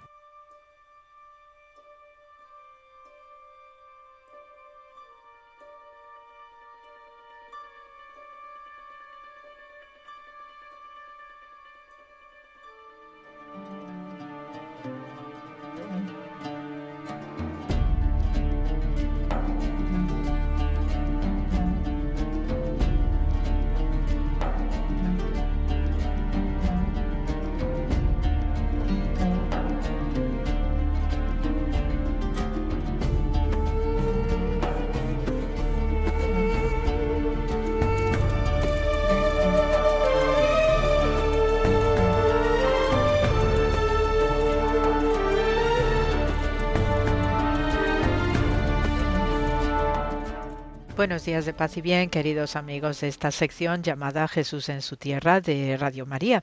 Y bien, pues seguimos estos días también ya con este espíritu navideño, imaginándonos y recreándonos en lo que son los preparativos para este parto del niño Dios que va a tener lugar en Belén en breve.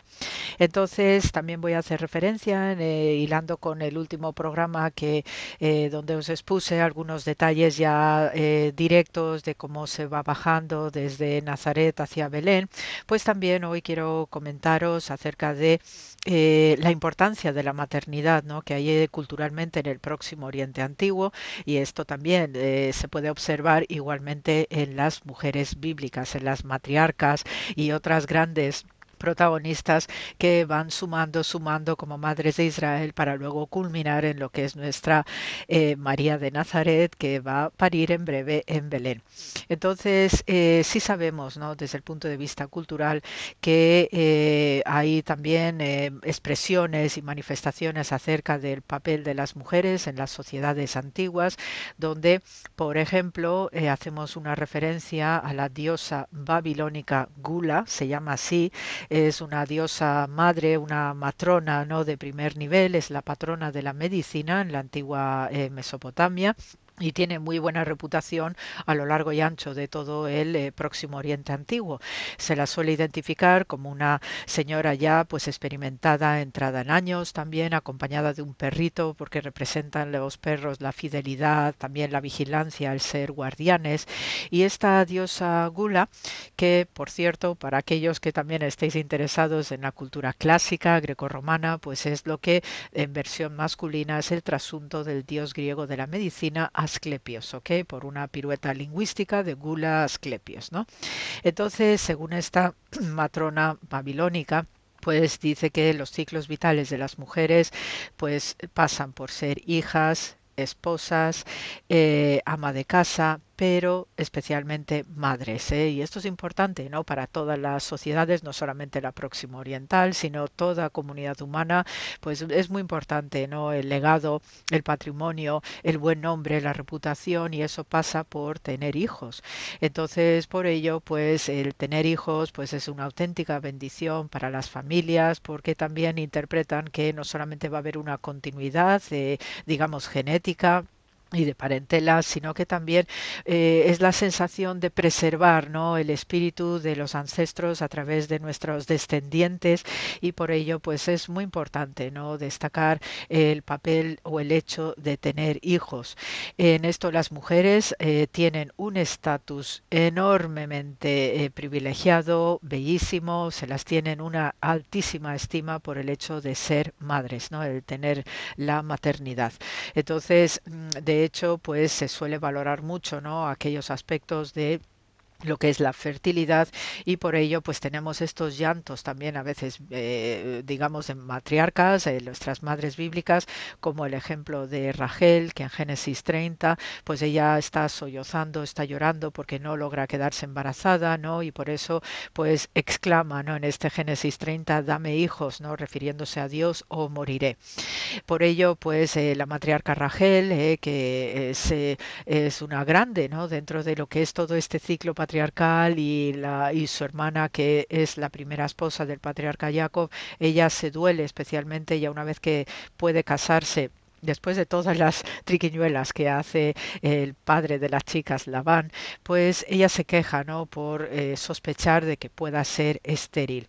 Y de hecho sabemos que Rachel pues muere pariendo, dando a luz a Benjamín, y esto hace que también pues vaya a ser enterrada, porque sucede en este punto, vaya a ser enterrada a la entrada de Belén, y hay una conexión también muy bonita y muy significativa entre las dos madres, ¿no?, entre Rachel, que muere por dar a luz, está dispuesta a sacrificar su vida, y luego pues uno seguía en peregrinación hacia la basílica, hacia la gruta de la Natividad, y allí pues honra a María, la madre del Mesías, ¿no? Es decir, que hay toda una serie de conexiones de una altísima relevancia simbólica, y por ello pues la maternidad es fundamental también para entender nuestra historia sagrada.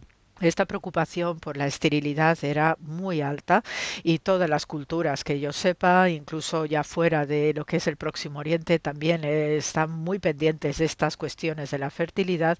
Pues esto hacía que se buscaran algunas prácticas mágico-médicas, ¿no?, por hablar de esta manera, porque hay que entender que también en la antigüedad la medicina, la religión están estrechamente relacionadas, y por ello pues sabemos que hay textos babilónicos que sugieren algunas preparaciones a base de hierbas para desbloquear el útero. Y en el caso de la matriarca Rachel, pues recurrió a una planta, la mandrágora, que se creía en su momento que proporcionaba fertilidad, y esto lo tenemos en Génesis 29. También había, pues, y esto está legislado, tenemos códigos igualmente del Próximo Oriente Antiguo, el derecho del concubinato. Estas prácticas pues son de nuevo no fundamentales para entender lo importante que es tener hijos, para dejar un heredero, un primogénito o primogénita, porque también en esta etapa antigua y hablando antropológicamente había matriarcas y había patriarcas, ¿ok? Y entonces pues había una legitimidad a la hora de transmitir lo que es la herencia desde el punto de vista de la costumbre, el derecho, y para ello pues sí que tenemos códigos en la antigüedad que contemplan este aspecto del concubinato, y así pues tenemos lo que es Hagar, la célebre concubina, que a petición de Sara pues le ofrece a Abraham, pues precisamente para cumplir, pues ya sabemos en el texto bíblico como Abraham y Sara están ya bien entrados en años, y entonces en ese momento no hay posibilidad biológica de engendrar, y por ello Sara sí se le ocurre pues hacer esta antiquísima práctica de entregar una concubina, y a partir de ahí pues se construye familia, porque también hay una etimología sumamente sugerente a partir de lo que es la palabra hebrea ben, que significa hijo, y la raíz también hebrea, que es la misma de ben, que es el verbo baná, que es construir. Y entonces por ello, a diferencia de nosotros que decimos tener un hijo, para ellos es construir un hijo. Entonces, en la construcción de un hijo es que van muchas otras construcciones más, ¿no? Como os contaba al inicio, que es construir una reputación, un legado, una memoria histórica de tu familia, y sobre todo, que no digamos del pueblo hebreo, que es fundamental que haya una continuidad en el pueblo de Dios, ¿no? Entonces, todo esto es construir, y a través de los hijos también se va construyendo historia sagrada, incluyendo todas las prevaricaciones y las debilidades humanas que también podemos leer en nuestros textos bíblicos, ¿no? Igualmente se contemplan los contratos de adopción, y de nuevo insisto que tenemos códigos, ¿no?, legislaciones de la antigüedad próximo oriental, en Egipto, en Mesopotamia, también en Canaán, es decir, que hay un espíritu común cultural desde el punto de vista jurídico en el que se tipifica lo que es el concubinato con todos los derechos de lo que significa la concubina, que va a dar un hijo, va a dar descendencia a la familia, al clan. También hay legislación sobre los contratos de adopción, y por tanto en estos contratos de adopción, que también los tenemos reflejados en el libro de Génesis, Génesis 30, Génesis 48, también estas adopciones se nota el espíritu, el perfume jurídico de otros códigos como el código de Hammurabi, el código de Nuzi, el código de Snuna, por daros algunas referencias de nombres. En este sentido, las adopciones, al igual que los hijos tenidos por concubinas, tienen un tratamiento exquisito desde el punto de vista jurídico, tienen todos los deberes, derechos, obligaciones, todo lo que comprende y sobre todo para mantener, perpetuar lo que es el linaje familiar y enriquecer igualmente de manera, digamos, genética, pues todas las nuevas relaciones de parentesco que se vayan produciendo. Los documentos habitualmente se firmaban por parte del pater familias en los casos particulares, ¿no?, de adopciones, y además en estos códigos antiguos se ve que son tremendamente rigoristas desde el punto de vista del amparo y la protección de aquellos niños adoptados, y en los contratos no solamente firmaba el pater familias, sino que tenía que haber un consentimiento expreso también de la otra parte, es decir, de la esposa. Por ello, pues también en este rigorismo, en este espíritu garantista jurídico, aunque uno firme, que es el pater familias, pero tiene que haber siempre como testigo la esposa y dar un consentimiento expreso en el que se favorezca esta adopción. Hay ocasiones en las que también se contempla que solamente se produzca la adopción por parte de mujeres, y en este caso sí entran una casuística especial para las viudas, que en el caso de que hayan perdido marido, haya perdido hijos también, que ya sabemos que la mortandad infantil era elevada, pues también se posibilita que haya mujeres que hayan quedado solas que ejerzan el derecho de adoptar un hijo, suele ser preferentemente un varón, para que también sea el sostén de esta mujer en lo que le quede de vida, ¿no? No se trata de una, digamos, una visión utilitarista o egoísta de la mujer que decide y que le posibilita, ¿no?, jurídicamente realizar una adopción, sino también es para dar sentido, pues, a lo que es su vida personal, el deseo de dar afecto, de cuidar a alguien también y no verse en esa soledad tan apabullante cuando se pierde familia. En esto hay que también, pues, tener cuidado acerca de cómo observamos desde la antigüedad a nuestro presente las realidades humanas, ¿no? Habitualmente, y en esto es común a todas las mujeres, son las mujeres las que están amamantando a la prole, a los bebés, y habitualmente pues los años de leche, ¿no?, de nutrición materna, pues suelen durar hasta los 3 años de la criatura, y también pues hay la alternativa de lo que son las madres, las lactantes, que también pueden hacer esa función si la madre biológica pues tiene escasa leche o está totalmente imposibilitada para ejercer tal labor, y para eso pues también existen las nodrizas que suelen aflorar lo que es el texto bíblico, y ahí tenemos Éxodo 2, por ejemplo.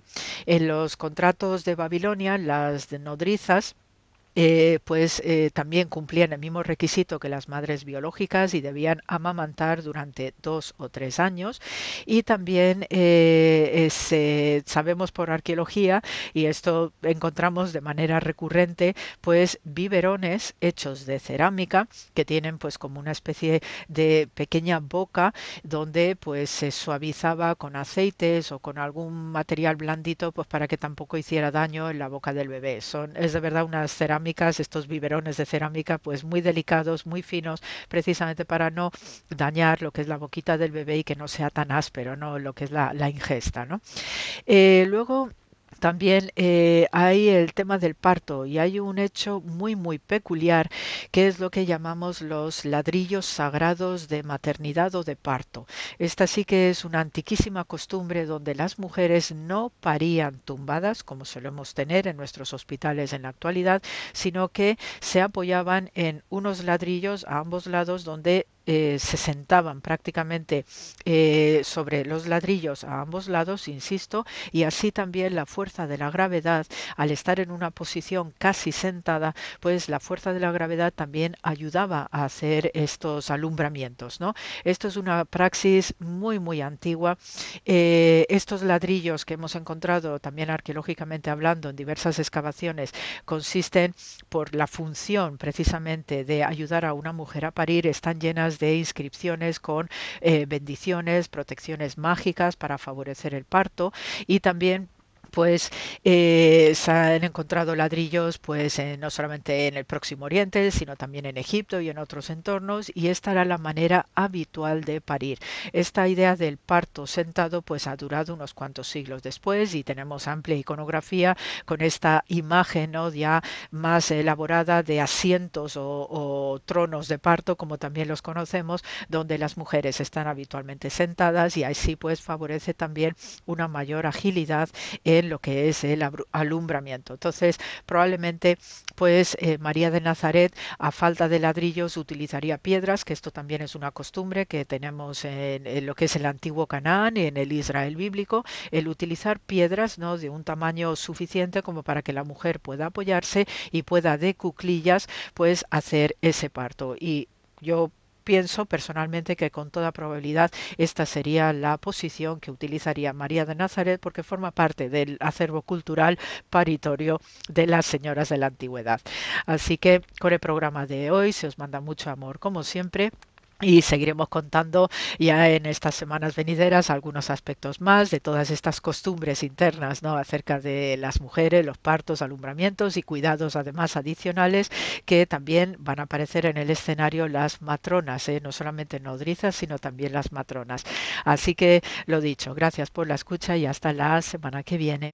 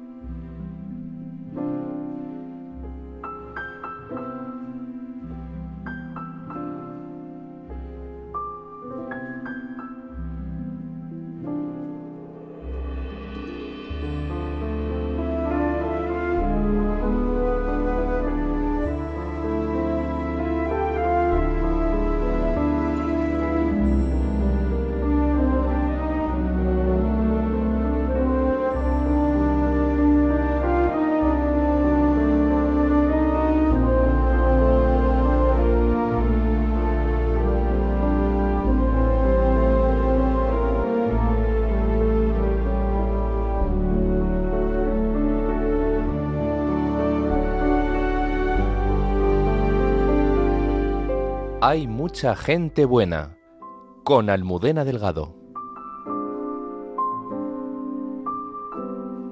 La Navidad es la fiesta más humana de la fe, y la hermana Carmen Pérez y José Manuel Palomeque nos ayudan a prepararnos a celebrarla en Entre tú y yo.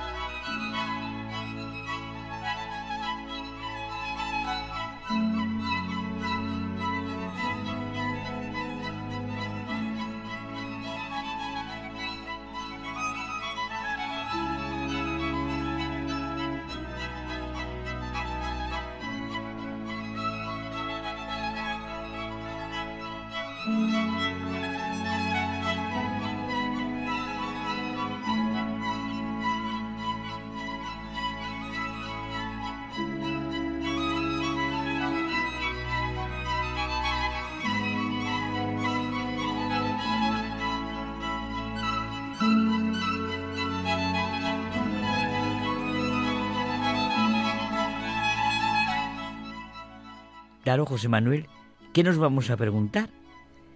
¿Qué es, ante todo, Navidad?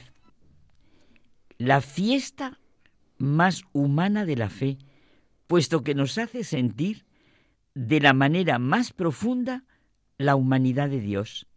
En ningún otro lugar se puede percibir, como en el pesebre, lo que significa que Dios ha querido ser Emmanuel, Dios con nosotros, un Dios con el que nos tratamos de tú, porque nos sale al encuentro como niño, nos dice Benedicto XVI. Es una fiesta que ningún cristiano puede desvirtuar, que a pesar de todo lo que estamos viviendo, con lo que se hace con la Navidad, durará siempre, porque celebra el comienzo de una nueva historia para que libremente lo quiera ver y lo quiera vivir. Navidad, a pesar de todas las apariencias externas, de todo en lo que muchos parecen empeñarse en convertirla, suena inconmensurablemente, infinitamente más fuerte que tanta superficialidad, aparato, dinero, que todo que pueda ocurrir. Un niño nos ha nacido, un hijo se nos ha dado, dice Isaías. Siempre es actual. Necesario renovar el misterio de la Navidad, porque Dios nace trayendo la paz, la confianza, la certeza de su amor y entrega para cada ser humano. Sí, la Navidad es un misterio de amor, de alegría, paz. Misterio que, dice Romano Guardini, no es nada etéreo e incomprensible para el hombre, sino que es exceso de verdad.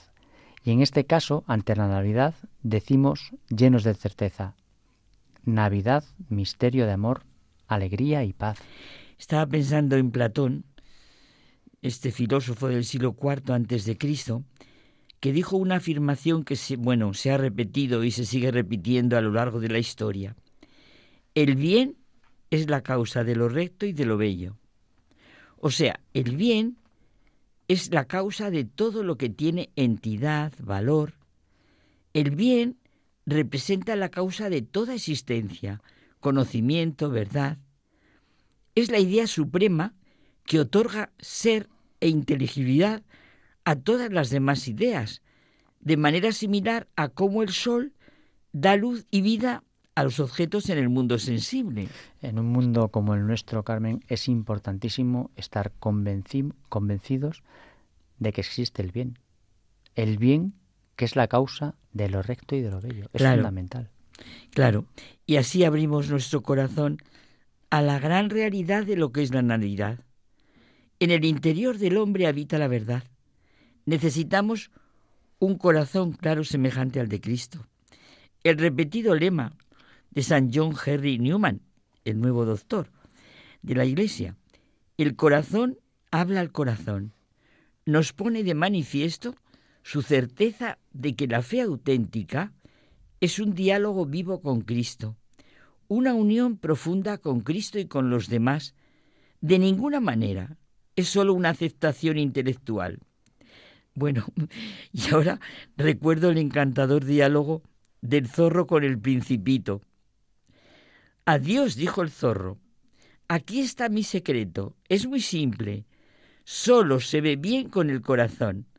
Lo esencial es invisible a los ojos. Bueno, es que esto lo escribió un hombre que también fue piloto, Antoine de Saint-Exupéry. Murió a los 44 años en una misión de reconocimiento a punto de acabar la Segunda Guerra Mundial. Los pensadores se encontraban frente al hombre en viaje y sin rumbo, que experimentaba lo difícil que es vivir. Era necesaria la explicación del destino del hombre. La solución de Saint-Exupéry es positiva. Es posible la salvación del hombre, pero es necesario devolverle una significación espiritual. Así lo escribió en una carta a un general. Solo hay un problema, el único en el mundo: devolver a los hombres un significado espiritual, inquietudes espirituales, hacer llover sobre ellos alguna cosa que se parezca a un canto gregoriano. Si yo tuviera fe, seguro que, pasada esta época de trabajo necesario e ingrato, no soportaría más que Solesmes. Solesmes es una abadía benedictina que está en Francia y que desde hace más de 2 siglos es un foco de irradiación litúrgica, que en la recuperación del canto gregoriano ha encontrado una de sus máximas expresiones, desempeñando al mismo tiempo un papel decisivo en la comprensión del dogma de la Inmaculada Concepción. ¿Cómo vamos a sentir, José Manuel, ver y sentir lo que es realmente la Navidad, si no la vemos y sentimos como ese hablar de corazón a corazón con Dios? La historia se repite en nuestro mundo, en nuestra sociedad. No vemos. porque solo se ve bien con el corazón. Lo esencial es invisible a los ojos. Hay quienes ante un árbol solo ven raíces descarnadas, ramas, vamos, algo que está ahí sin más. En cambio, podemos pensar en lo que son capaces de escribir los niños y los buenos escritores, lo que es capaz de sentir un pintor. Solo hay un problema, el único en el mundo: devolver a los hombres un significado espiritual, hacer llover sobre ellos alguna cosa que se parezca, como tú decías, bueno, recordando a Saint-Exupéry, como un canto gregoriano, una y otra vez. ¿Qué se está haciendo con el misterio que es y significa realmente la Navidad? Pues hay quienes, como decimos, en un árbol solo ven un árbol. Qué cosas tan románticas, diría alguno. Dices, ¿verdad? Otros piensan en lo que puede producir, otros descubren su fuerza, su color, su vigor, el mirlo que canta en sus ramas. Carmen, es que cada uno ve lo que sus ojos saben ver. Vemos fuera lo que llevamos dentro. Proyectamos siempre en nuestro interior, aunque sea desconocido para nosotros mismos. Eso es una realidad psicológica. Ya lo creo. Y volvemos a que nos tenemos que preguntar, ¿qué es ante todo Navidad? Esta pregunta que requiere la respuesta más personal de cada uno de nosotros, porque ante un hecho, como es el nacimiento de un niño que es hijo de Dios, ante el hecho de poder sentir de la manera más profunda la humanidad de nuestro Dios, Dios con nosotros, ya solo queda la respuesta de cada uno, la súplica de cada uno. Señor, que vea, que oiga, que entienda. El acto de fe es el más libre de todos los actos. Y la expresión de la fe es la más personal de todas las expresiones.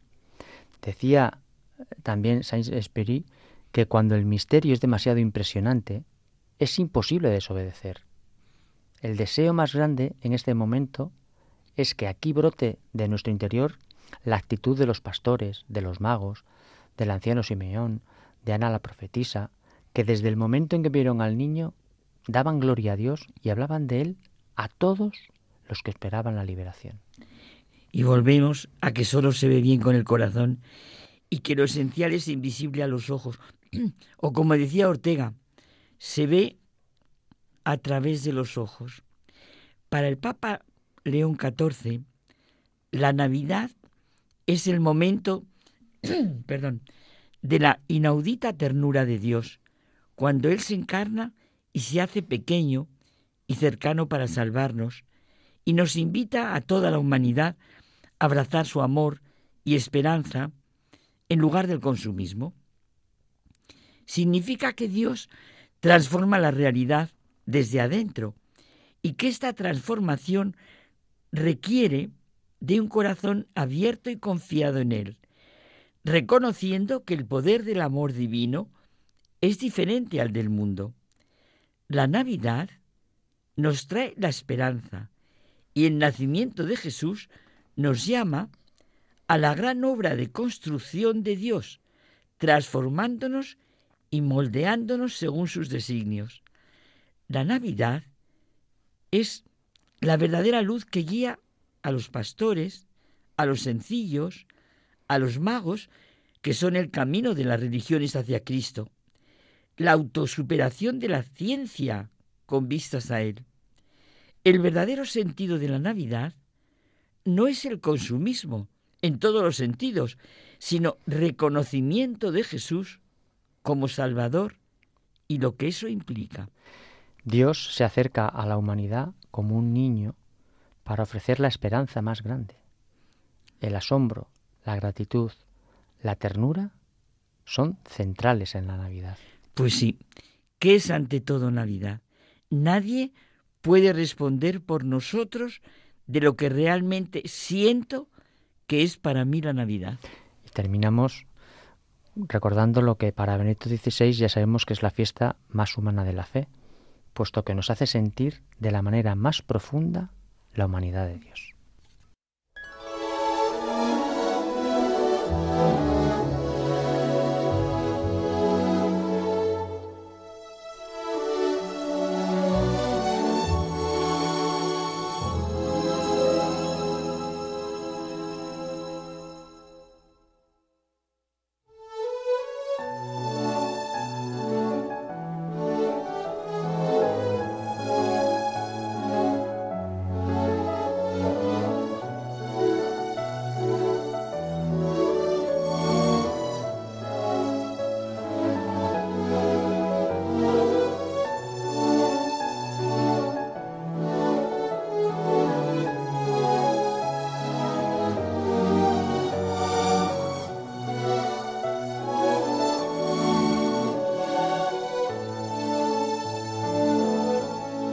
Nos despedimos hasta el próximo viernes y todo el equipo del programa queríamos desearos feliz Navidad.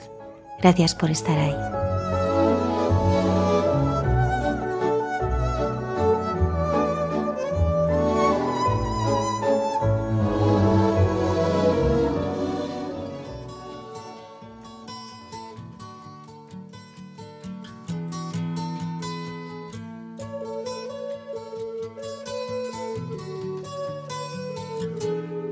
Han escuchado en Radio María Hay mucha gente buena, un programa que dirige Almudena Delgado.